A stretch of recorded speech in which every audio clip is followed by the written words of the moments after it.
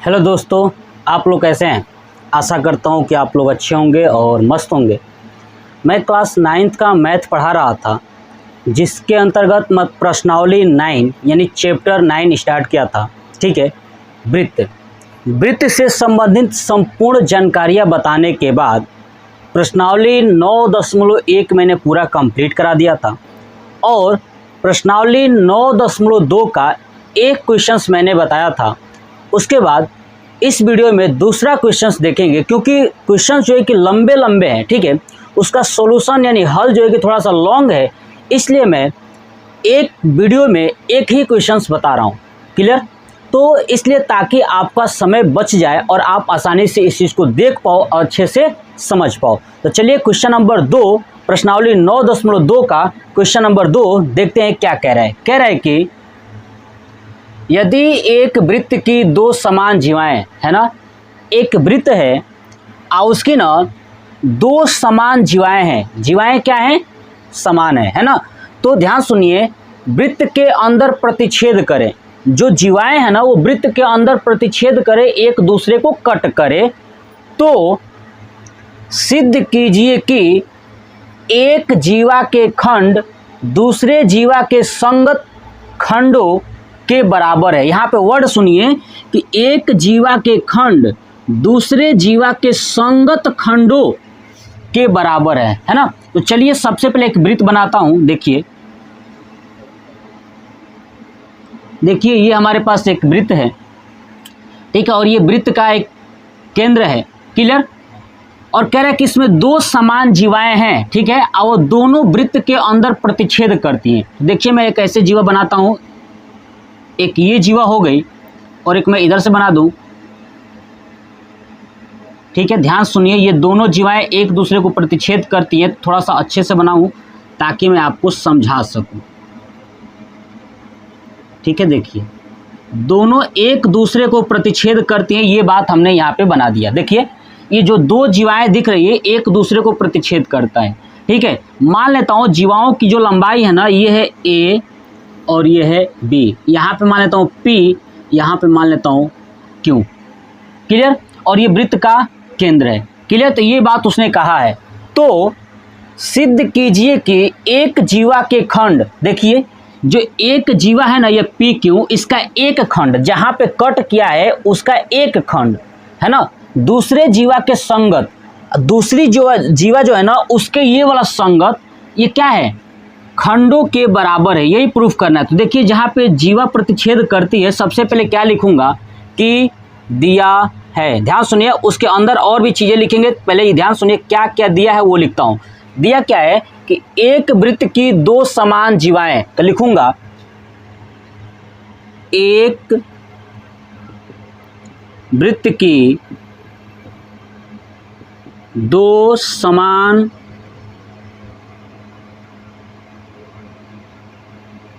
जीवाएं हैं, है ना। दो समान जीवाएं हैं, ये बात उसने कहा है, दिया हुआ है।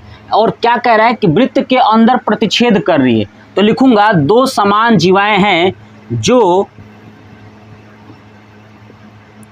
वृत्त के अंदर,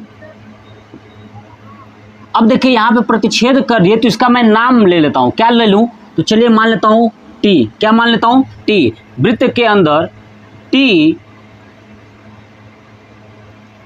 बिंदु पर प्रतिच्छेद, है ना, प्रतिच्छेद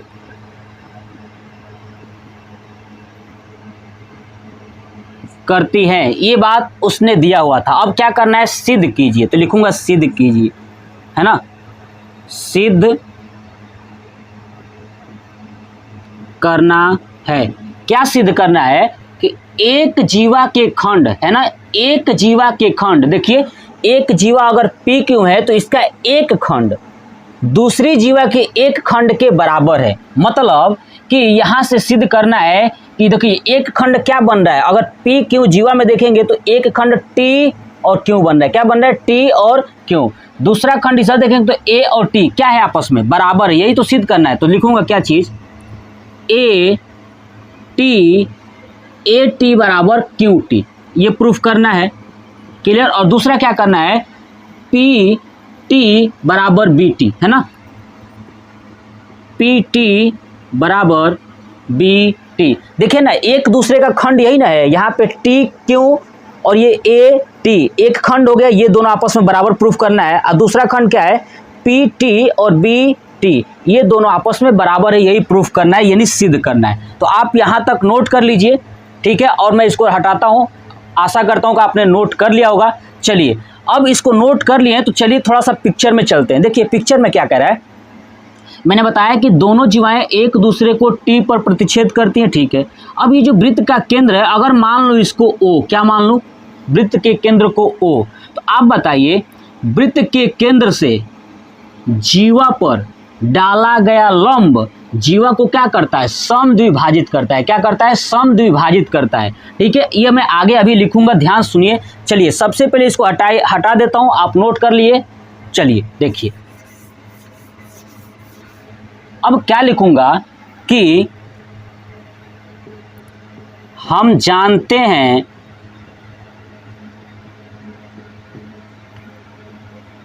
कि वृत्त के केंद्र से जीवा पर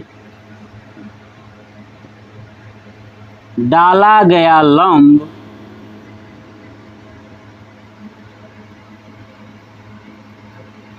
जीवा को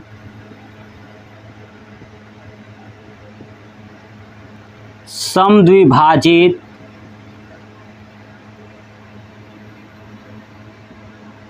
करता है, ठीक है ना। अब वृत्त के जो केंद्र है ना, उससे जीवा पे लंब डालिए। देखिए लंब डालता हूं ऐसे, है ना, और यहां से इस पे लंब डालता हूं ऐसे। क्लियर। तो देखिए समद्विभाजित करता है, मतलब यहां भी 90 डिग्री का होगा और यहां भी कितना होगा, 90 डिग्री का होगा। इसका मतलब ये देखिए, जहां पे ये समद्विभाजित कर रहा है, इसका भी नाम मैं ले लेता हूं, क्या ले लूं, तो इसका मैं मान लेता हूं x और इसको मान लेता हूं y। क्लियर। अब ध्यान से सुनिएगा, तो ये वृत्त के केंद्र से जीवा पर डाला गया जो लंब है ना, इस जीवा को समद्विभाजित करता है। तो क्या मैं कह सकता हूं कि ax बराबर एक्स बी, नहीं देखिए, तो ax बराबर, देखिए ना, ax का मान कितना होगा, तो बताइए ab का आधा होगा कि नहीं होगा। तो मैं लिख दूंगा डायरेक्ट ab का आधा, यानी 1/2 AB। बताइए ये ax जितना है आधा है, क्योंकि ये जीवा जो आ रही, ये केंद्र से जो लंब आ रहा है, इस जीवा को समद्विभाजित किया है। तो बताइए ये ax ये bx के बराबर होगा, मतलब कि टोटल दूरी का क्या है, ये आधा है। तो मैंने ये लिख दिया, इसको मान लेता हूँ समीकरण 1। ऐसे ही दूसरी जीवा जो है ना PQ, इस पर देखिए, इस पर क्या होगा कि अगर आप देखोगे कि OY ये लंब जा रहा है ना, तो PQ जो जीवा है इसको भी क्या करेगा, समद्विभाजित। तो क्या हो जाएगा, QY क्या होगा, QY बराबर 1/2 पूरा कितना है PQ, ये हो जाएगा समीकरण 2। ये बात हम लोग ऑलरेडी जानते हैं। क्लियर। तो मैं क्या लिखूंगा अब कि समीकरण 1 व 2 से, अब बताइए हमको दिख रहा है कि जीवाएं क्या थी, बराबर थी। क्वेश्चन में दिया ही था कि जीवा क्या है, बराबर है। अब जब जीवा बराबर है तो बताइए जीवा बराबर है, आइए ax जीवा का आधा है, qy जीवा का आधा है। जब दोनों आधा आधा है तो बताइए ax और qy आपस में बराबर होंगे कि नहीं होंगे, होंगे। क्यों, क्योंकि लिख दूंगा यहाँ पे, अतः जीवा बराबर है, मतलब क्या बराबर है, तो AB बराबर PQ। तो बताइए जहाँ पे ये AB है, क्या उसके जगह पे PQ रख सकता हूँ। तो जैसे इसमें AB की जगह पे PQ रखूंगा तो देखिए इधर भी 1/2 PQ और ऊपर भी हो जाएगा 1/2 PQ, और दोनों आपस में बराबर हो जाएंगे। तो क्या AX और QY आपस में बराबर हो जाएंगे, तो लिख दूंगा AX = QY। ये बात आपको समझ में आ गई। चलिए इसको मान लेता हूँ समीकरण 3। क्या मान लेता हूँ? समीकरण 3। अब आप इसको नोट करिए, फिर उसके बाद आगे चलते हैं, है ना। हमने ये समीकरण बना लिया कि ए एक्स और क्यू वाई क्या है, यहाँ से ए एक्स और यहाँ से क्यू वाई आपस में बराबर हैं, ठीक है। चलिए आप नोट कर लिए होंगे, चलिए अब आगे चलते हैं। देखिए ठीक है, ये मैंने लिखा है a x equal to q y, इसको साइड में नोट कर देता हूँ ताकि जरूरत पड़ेगा। A x equal to q y, ये समीकरण था 3rd, ये मैंने बनाया था। चलिए अब समझिए, हमें पता चल चुका कि जो ये ए एक्स है और क्यू वाई आपस में बराबर हैं। अगर ये पता चल जाए कि ये एक्स टी इतना दूरी और वाई टी ये दोनों आपस में अगर बराबर हो जाए तो हमें पता चल जाएगा कुछ ना कुछ, क्या चल जाएगा कि पूरी आपस में बराबर हो सकती है। तो अब क्या लिखूंगा, ध्यान सुनिए। ये जो आपको दिख रहा है प्रतिच्छेद बिंदु जीवा का, ठीक है, यहाँ से अगर एक रेखा खींच दूँ ऐसे, ठीक है, क्या चीज, ओ को टी से मिलाने पर लिखूंगा, ओ को टी से मिलाने पर, देखिए ओ को जब टी से मिलाऊंगा तो देखिए दो त्रिभुज बन रहे हैं, ओ एक्स टी और ओ वाई टी। तो क्या लिखूंगा, त्रिभुज ओ एक्स टी तथा त्रिभुज ओ वाई टी में। अब देखिए इन दोनों त्रिभुज को अगर मैं सर्वांगसम कर दूं तो क्या कह सकता हूं कि एक्स टी वाई टी आपस में बराबर होंगे। तो चलिए सर्वांगसम करते हैं। ध्यान से सुनिए, क्या क्या दिया है क्या नहीं दिया है सब देखेंगे। पहले देखिए ये ओ टी दोनों त्रिभुज में क्या है, उभयनिष्ठ है ओ टी। तो लिखूंगा ओ टी बराबर ओ टी, किससे, उभयनिष्ठ, है ना, उभयनिष्ठ से, दोनों क्या है, उभयनिष्ठ है। क्लियर। अब देखिए ये कोण x और कोण y आपस में क्या होंगे, बराबर, किससे, समकोण से। तो कोण x बराबर कोण y किससे, समकोण से, समकोण से। क्योंकि केंद्र से जीवा पर डाला गया है लंब, तो लंब क्या होता है, समकोण होता है। तो आगे आप चाहो तो ये भी लिख सकते हो लंब से, क्या लिख सकते हो, लंब से। ये बात आपको समझ में आ गया। और देखिए और क्या मैच कर रहा है, देखिए ओ एक्स और ओ वाई क्या है, ओ एक्स और ओ वाई। अब ये लिखूंगा ओ एक्स बराबर ओ वाई। ये मैं आपको एक कॉन्सेप्ट समझाता हूं, ध्यान सुनिए। अगर किसी वृत्त के अंदर, है ना, वृत्त के अंदर दो जीवाएं समान हो तो वो केंद्र से समान दूरी पर होंगी। क्या होंगी, यदि किसी वृत्त के अंदर दो जीवाएं समान हो तो वृत्त के केंद्र से उनकी दूरी भी समान होंगी। तो बताइए दोनों जीवाएं जब समान है तो वृत्त के केंद्र से उनकी दूरी भी क्या होंगी, समान होंगी। तो ये ओ एक्स और ओ वाई क्या है, केंद्र से दूरी, है ना, तो समान होगा। किसके कारण, तो आगे लिख देता हूं कि वृत्त की समान जीवाएं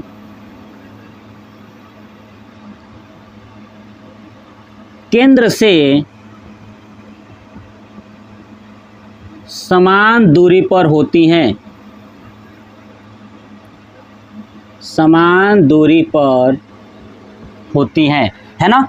ये हमारे पास आ चुका है, तीन चीजें मिल चुकी है। अब सोचना है कौन सा नियम लगेगा। ध्यान सुनिए, आपको एक नियम मैंने बताया था RHS। RHS क्या होता था कि जब एक कोण समकोण होती थी और समकोण के सामने की जो भुजा होती है वो कर्ण होती है, दोनों में कर्ण उभयनिष्ठ हो दोनों त्रिभुज में और दोनों में 90 डिग्री हो तो वहां पे RHS नियम लगता है। कौन सा, तो लिखूंगा RHS नियम से, है ना।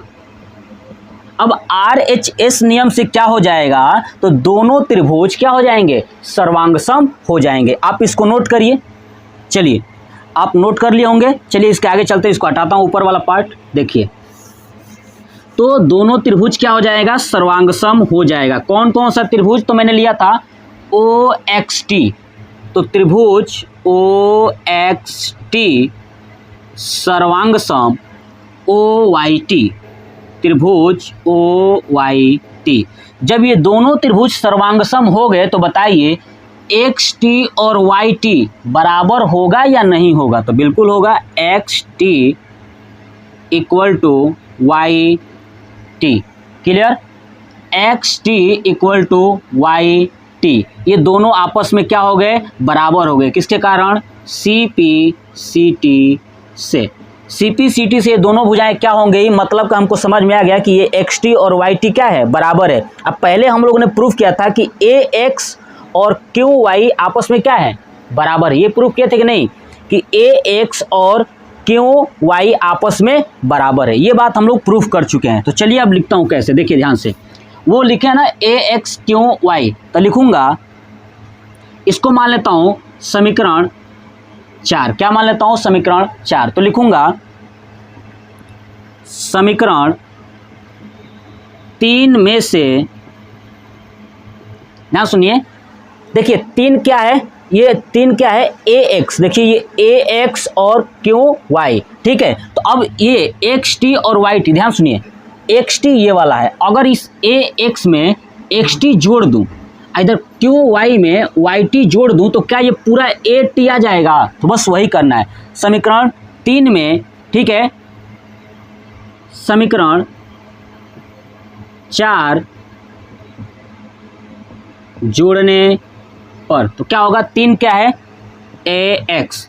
अब ए एक्स में क्या जोड़ना है? तो x T plus X T, है ना, बराबर इधर क्या है? Y T. वाई टी में क्या जोड़ेंगे? तो आप जोड़िए क्यू वाई, है ना, क्यू वाई। अब देखिए A X plus X T, A X plus X T क्या हो जाएगा? A T. तो ए टी बराबर, अब इधर इसको जोड़ें तो क्या हो जाएगा? Q T. क्या हो जाएगा? क्यू टी, ठीक है। ये क्या हो गया? तो ये हमारा हो गया कि जो संगत खंड है ना, ए टी और क्यू टी आपस में क्या है? ये बराबर हैं। अब बताइए, जब जीवाएं समान थी, तो जीवाएं समान थी उसमें का ये ए टी और क्यू टी आपस में बराबर है, तो क्या ये बी टी और पी टी आपस में बराबर होगा या नहीं होगा? बिल्कुल होगा ना। जब जीवाएं समान है, तो जब जीवा समान है, तो जीवा समान होने के बाद जहां पे खंड किया है, कट किया है, ये ए टी और क्यू टी जब आपस में बराबर है, तो बची हुई भुजा भी आपस में क्या होंगी? बराबर होंगी। तो लिख दूंगा इसी प्रकार, इसी प्रकार, है ना, इसी प्रकार। अब ध्यान सुनिए, जीवाएं समान है। अब देखिए मैं इसको हटाता हूं, ध्यान सुनिए, जीवाएं समान थी ऊपर लिखा हुआ था। चलिए आप ऊपर का नोट कर लिए होंगे या नोट कर लीजिए। चलिए मैं हटाता हूं। देखिए अब जब जीवाएं समान है, तो जीवा क्या है? ए बी बराबर पी क्यू, यही ना है। देखिए ए बी और पी क्यू आपस में क्या है? समान है। अगर इस ए बी में से ए टी माइनस कर दूं, ध्यान सुनिए, ए बी में से ए टी माइनस कर दूं तो क्या बचेगा? B T. इस पी क्यू में से क्यू टी अगर माइनस कर दूं तो क्या बचेगा? P T. बस यही करना है। देखिए जो आया है ना ए टी बराबर क्यू टी, इसको मान लेता हूं समीकरण 5, है ना। तो चलिए अब ये जो लिखा हूं ए बी बराबर पी क्यू, इसके नीचे, है ना, इसी प्रकार जो जीवाएं समान है उसके नीचे ये लिखना है। फिर अब घटा दूंगा, ठीक है। अब घटाऊंगा तो क्या होगा? A B minus A T. देखिए ए बी में से ये ए टी माइनस कर दीजिए, बराबर P Q minus P Q में से क्या करेंगे? Minus Q T, Q T, है ना, क्यू टी घटा देंगे। बताइए पूरा ए बी है, उसमें से ए टी माइनस करेंगे तो क्या बचेगा? B T. तो लिखूंगा बी टी बराबर इधर क्या बचेगा? P T. तो नीचे आया कि ए टी बराबर क्यू टी और दूसरा आ गया बी टी बराबर पी टी। मतलब हमको एक चीज दिख गया, जो संगत खंड है ना, संगत वाला खंड, ये सब आपस में क्या है? बराबर हैं। तो ये बात मैं नीचे अब लिख दूंगा इसके नीचे कि अतः एक जीवा के खंड दूसरे जीवा के संगत खंडों के बराबर है, और ये हो जाएगा हमारा प्रूव्ड। क्या हो जाएगा? प्रूव्ड।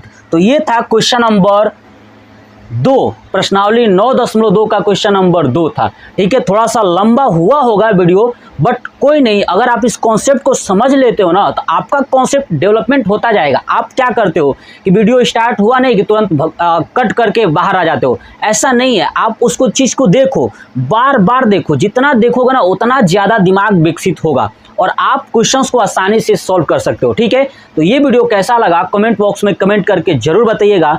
जय हिंद, जय भारत, वंदे मातरम।